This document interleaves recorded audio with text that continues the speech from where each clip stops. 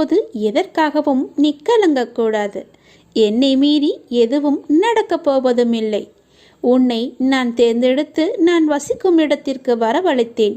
எப்படிப்பட்ட சூழ்நிலையில் நானும் இருப்பேன் உன்னுடன். கலங்காதே.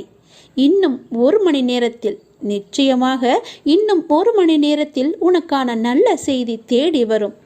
என்னை நம்பு, முழுவதுமாக நம்பு. என் வாக்கு என்றுமே பொய்யாகாது.